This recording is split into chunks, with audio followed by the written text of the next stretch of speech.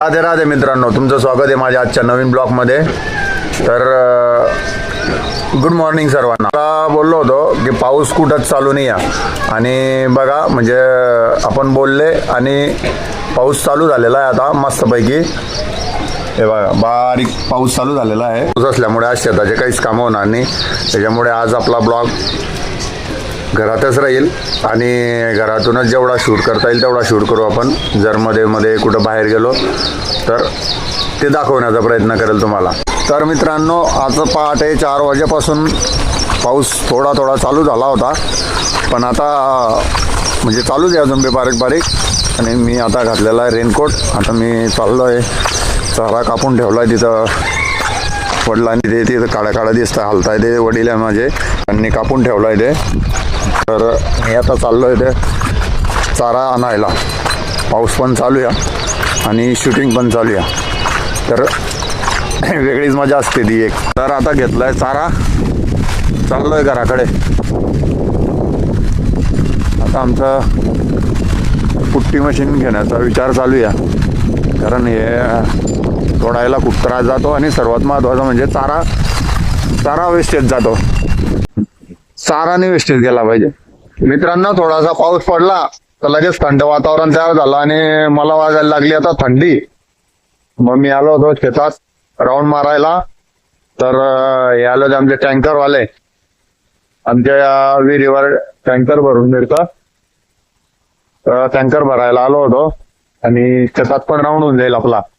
तर एकाच्यात 2 कामं होऊन जातील माझे, पण थंडी लगेच वाजायला लागली मला. बघा मित्रांनो, ते तिथं हालचाल करताना नीलगाई दिसतात का तुम्हाला?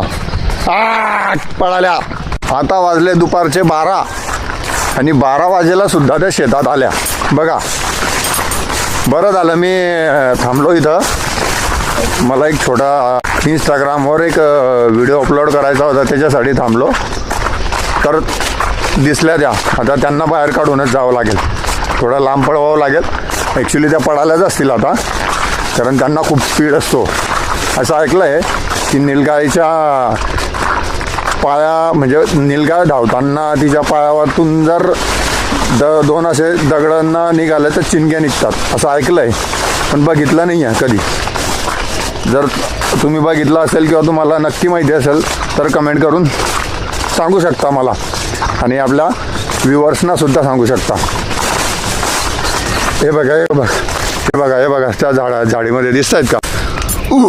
बघा बघा बघा बघा, हरणासारखे पिल्लं आहेत ते त्यांचे.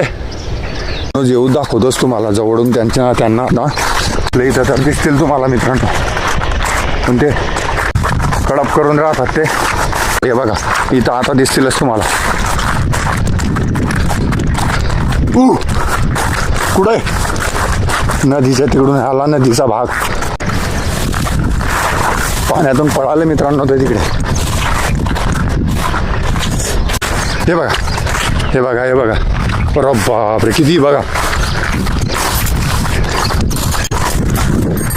भरपूर आहेत मित्रांनो, ते भरपूर आहेत. त्यांना पूर्ण काढल्याशिवाय मी आता जाणार नाही, कारण ते परत येतील शेतात. तर ते निघाले वाटतं मित्रांनो, कारण तिकडे पण लोकांचा आवाज येतोय त्यांना हाकलण्याचा.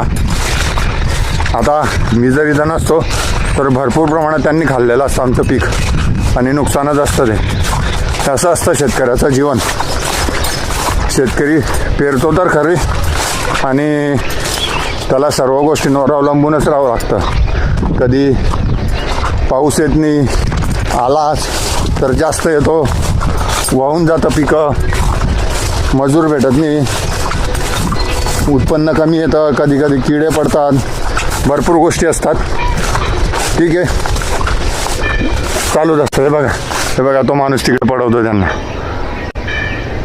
दिसणार नाही इथून, पण शेवटी भरपूर दिवसापासून इच्छा होती तुम्हाला नीलगाय दाखवण्याची आणि ते तुम्ही दिसले. पण मग आपला कॅमेऱ्याची क्लॅरिटी थोडी कमी आहे म्हणून दिसले नाही तुम्हाला पूर्ण, पण दिसतील असते.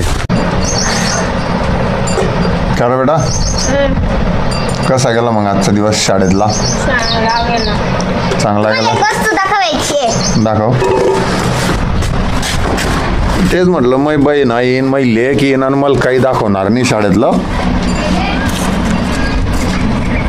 वाव पतंग पतंग बनवला का रे बेटा? तू न बनवला का? हे बघा मित्रांनो, बहिणाने पतंग बनवला आज शाळेमध्ये. छान बनवला बेटा. थँक्यू. काय झालं? सायन्सची मॅम आम्हाला सगळ्यांना डिअर म्हणते. बापरे, मग तर काय रे भारी काम आहे तुमचं. हा